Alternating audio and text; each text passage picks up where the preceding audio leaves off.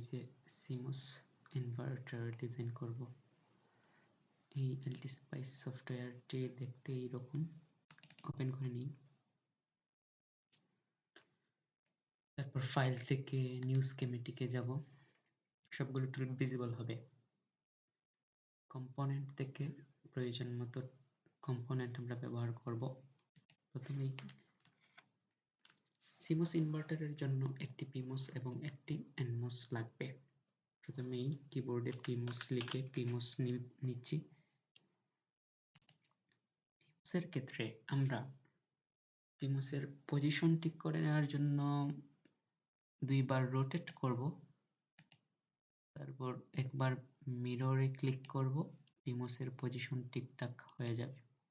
Left click করলে জায়গাটা select করে নিবে। তারপর দ্বিতীয় কম্পোনেন্ট আসবে, রাইট ক্লিক করলে সেটা চলে যাবে। তারপর একটি NMOS কম্পোনেন্ট লাগবে। NMOS কম্পোনেন্টের ক্ষেত্রে কিবোর্ডে NMOS লিখে NMOS সিলেক্ট করে ওকে। পাশাপাশি PMOS আর NMOS বসিয়ে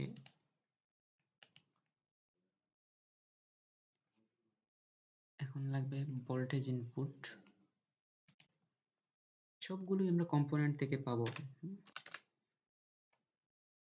ভোল্টেজ, একটি ভোল্টেজ ইনপুট, দ্বিতীয় ভোল্টেজটি VDD এর জন্য নিচ্ছি।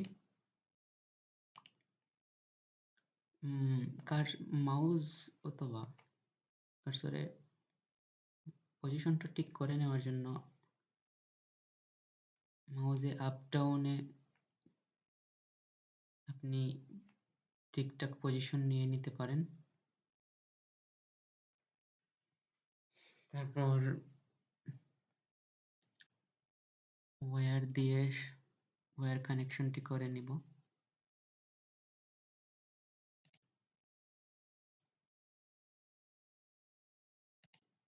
ইনপুট ভোল্টেজটি PMOS আর NMOS এর সাথে কানেক্ট করে নিচ্ছি। PMOS এর সাথে NMOS এর সংযোগ দিচ্ছি। আউটপুটের জন্য একটি ওয়্যার নিয়ে রাখছি। তারপর গ্রাউন্ড লাগবে, ইনপুট ভোল্টেজ একটি, VDD এর জন্য আরেকটি, PMOS NMOS এর জন্য আরেকটি। সবগুলো ওয়্যারিং করে নিব।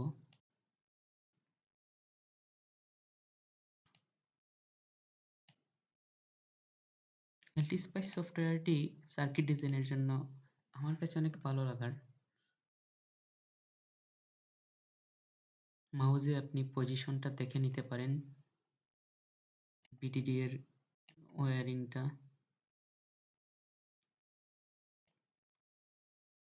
করে নিলাম। লেভেল থেকে একটা আউটপুট লেভেল নিব। পোর্ট টাইপে আউটপুট লিখে যে কোনো কিছু লিখে নিতে পারেন। আমি Y লিখছি।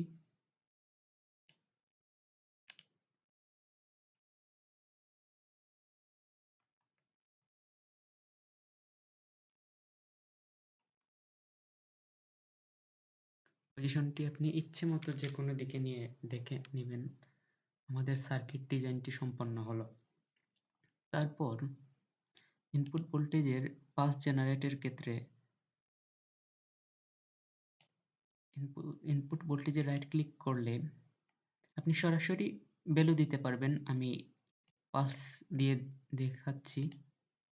V ইনিশিয়ালে 0, B অনে 5, T ডিলেতে দিবেন 10 মিলি, T রাইজে 1 ন্যানোসেকেন্ড, T ফলে 1 ন্যানোসেকেন্ড, T অনে আপনি 10 মিলি।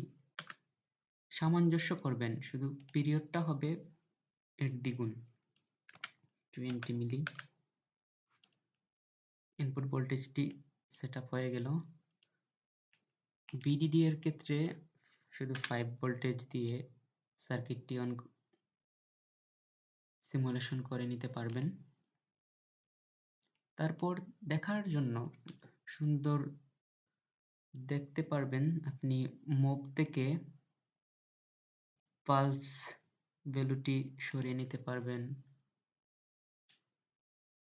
সার্কিট সম্পন্ন হলে আপনি সিমুলেট থেকে এডিট সিমুলেশন কমান্ডে যাবেন। তারপর স্টপ টাইমে আপনি পিরিয়ড টাইম দিয়ে দিতে পারেন বা পিরিয়ড টাইমের দ্বিগুণ দিতে পারেন। আমি 20 মিলি 20 মিলি দিচ্ছি। স্টপ টাইমের ক্ষেত্রে 20 মিলি আমি পিরিয়ডের সমান টাইম দিচ্ছি। তারপর সিমুলেশন দেখুন। সিমুলেশনে দিলেই আপনার সিমুলেশনের উইন্ডোটি আসবে। পাশাপাশি দেখার জন্য উইন্ডো থেকে ভার্টিক্যালে যান। তারপর ইনভার্টার, CMOS ইনভার্টারে 2টি প্লট লাগবে। রাইট ক্লিক করে অ্যাড প্লট, 2টি প্লট নিয়ে নেবেন। তারপর একটি প্লটে লেফট ক্লিক করে ইনপুট ভোল্টেজ লাইনে ক্লিক করবেন। তারপর আউটপুটের জন্য আরেকটি প্লটে ক্লিক করে আউটপুট নেবেন। আমাদের ইনভার্টার ঠিকঠাকভাবে কাজ করছে। ইনপুট 0 এর জন্য আউটপুট 1 পাচ্ছি, ইনপুট 1 এর জন্য আউটপুট 0 পাচ্ছি।